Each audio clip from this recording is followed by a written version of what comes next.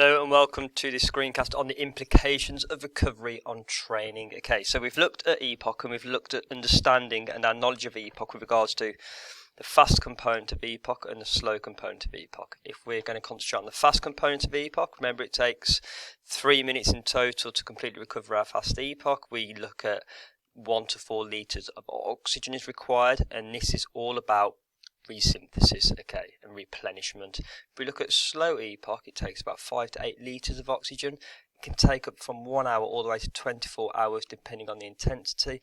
Remember, I tried to tell you to remember slow epoch as removal of lactic acid, and then with that removal of lactic acid we are then actually also replenishing our glycogen and glucose stores. So today's topic is talking about how our recovery is going to impact on our training, i.e. if I'm not recovering properly as an athlete, how on earth am I going to train correctly tomorrow with the correct intensity if I'm not recovering properly? So we're going to look at different strategies now that can be used to help aid our recovery, which means that we can train day in, day out and keep that high level intensity during our exercise program. Your Cornell note needs to look something like this. Okay, so we've got key questions. Again, I want questions for each of these key headings here. We need to be looking at recovery, nutrition, so eating carbohydrates, cooling aids, warm-up, our intensity of exercise, our work to relief ratios, and our tactics. So these are the things that implicate our recovery, and this is what we're going to be looking at during this screencast. So, first one, recovery. We're talking about an active recovery now. An active recovery is a jog. Okay, so once you've done your exercise, you are then going for a cool down and you are jogging. Your recovery is active. It's not passive where you are doing nothing. It's an active recovery, and what this does is it keeps our elevations high, our 1, 2, 3 that we've already discussed. So it maintains ventilation and circulation. Now think of this, if we've got a high respiratory rate or ventilation rate and a high circulatory rate, or our heart rate is still beating quickly, this is going to flush our muscles and capillaries with oxygenated blood, which is going to speed up the removal of lactic acid, and it's going to reduce the length of the slow lactic acid or second and slow component of epoch. So the first thing we need to know about is active recovery. Active recovery is a good thing. It's something we should be doing after exercise to maintain our ventilation and circulatory rates to speed up the removal of lactic acid. Okay, if we go on to our next one, we are looking at eating carbohydrates, so nutrition. We're looking at nutrition specifically pre-event, during the event, and post-event.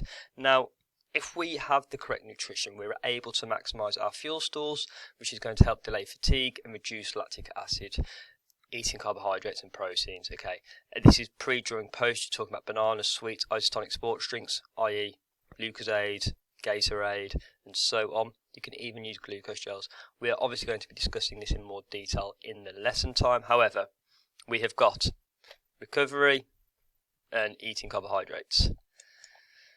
Cooling aids. So cooling aids, ice baths. We're talking about ice baths. You can talk about ice packs. And what this does is it reduces muscle temperature, which again reduces fatigue. It speeds up lactic acid removal and reduces delayed onset muscle soreness.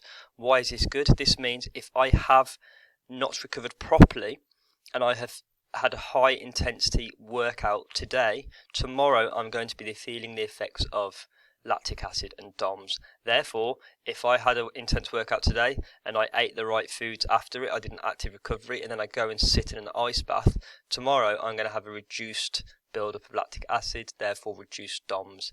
Therefore, I'm going to be able to train at higher intensities. Okay, the next one we need to be looking at is our warm-up. So we spoke about this briefly in lesson the other day when we actually did a warm-up and asked you why we're doing it. We're doing it to accelerate the use of our aerobic system, which is minimising the time spent using anaerobic systems, i.e. the glycolytic system, which we know if you use a glycolytic system, you are going to produce lactic acid eventually because of the high intensity workload you are putting on your body.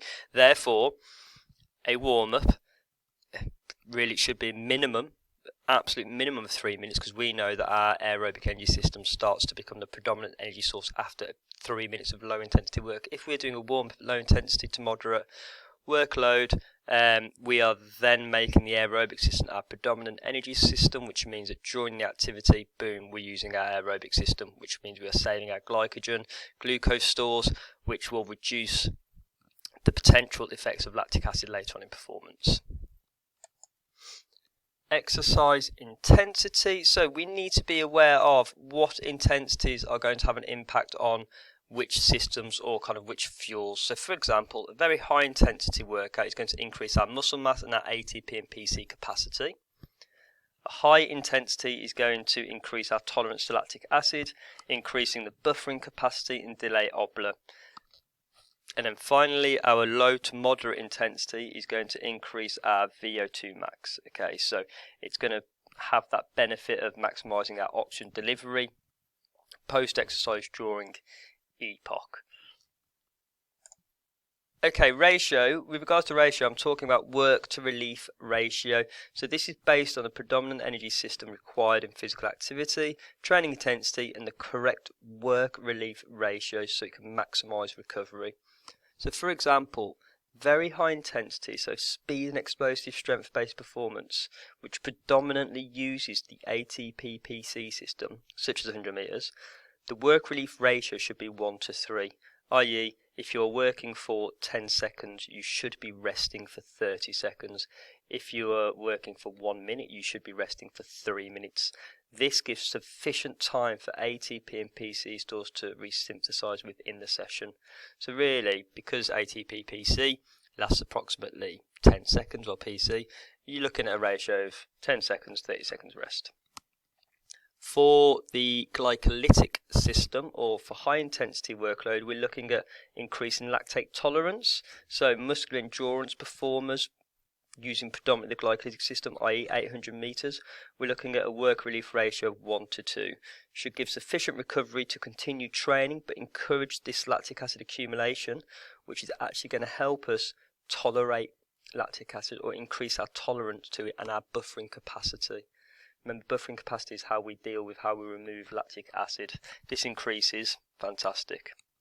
Finally, for low to moderate intensity work using predominantly our aerobic energy system, such as triathletes, marathon runners, our work relief ratio is looking at 1 to 1, okay, or 1 to 0.5.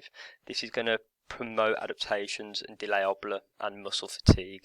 So you're going to work for 10 minutes, rest for 10 minutes. That is your 1 to 1, something like that. Finally, tactics and strategies. What tactics are going to help with regards to recovery? We're looking at recovery periods, breaks within training sessions, breaks within sport, time out during certain sports, and then rolling subs as well, which we've spoken about in the past. So you're going to need to know more information about each one of these, and we're going to go through that during lesson. You're also going to get a memory method during lesson to help you kind of try to remember this in an exam scenario. So make sure you please have questions for each one. For example, when discussing recovery, maintaining ventilation and circulation rates refers to which implication of recovery training?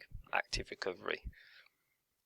What should be eaten pre, during and post event to help reduce the lactic acid or delay fatigue?